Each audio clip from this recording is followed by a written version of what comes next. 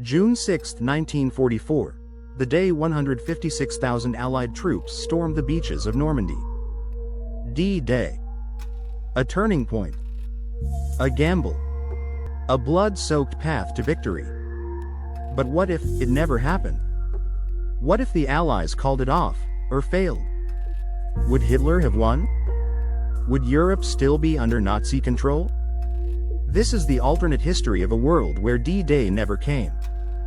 By mid-1944, Nazi Germany still held much of Europe in a steel grip. France, Belgium, the Netherlands, and much of Eastern Europe remained under Axis control. The Soviet Union was pushing hard from the east after surviving the brutal siege of Stalingrad and launching its own counter-offensives. But the Western Front was quiet, too quiet. The Allies knew that without opening a second front, the Nazis could reinforce the east, possibly stalling or even reversing Soviet gains. D-Day, Operation Overlord, was the answer. But it was risky. Failure would be catastrophic. Now, imagine it was never launched. Cancelled due to bad weather. Or sabotaged. Or simply delayed indefinitely.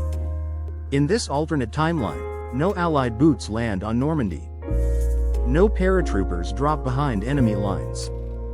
No push toward Paris. So what happens? Germany shifts east. Without pressure in France, Hitler redirects hundreds of thousands of troops, tanks, and aircraft to the Eastern Front. Soviet progress slows. The Red Army still advances. Stalin's resolve doesn't waver, but they face stiffer resistance. Key battles like Operation Bagration are bloodier and slower. More Soviet casualties.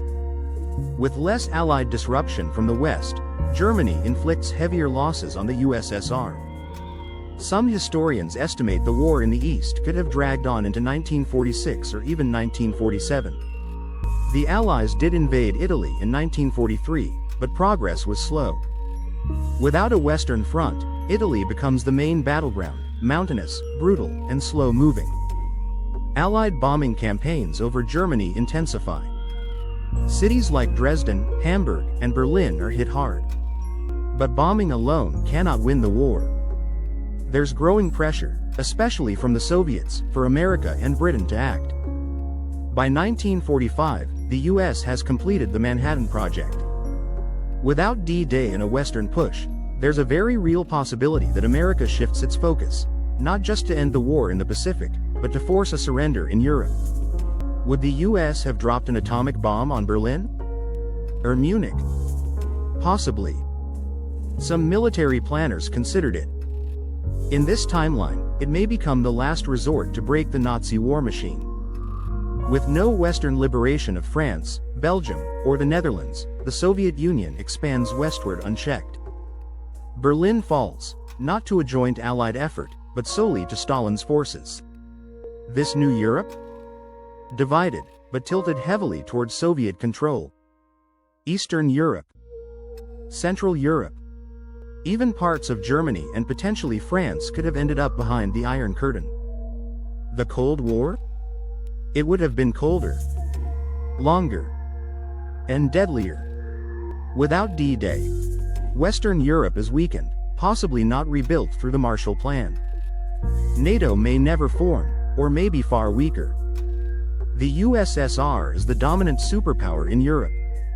Millions more lives are lost as the war drags on. Democracy may not have survived in France or the Low Countries.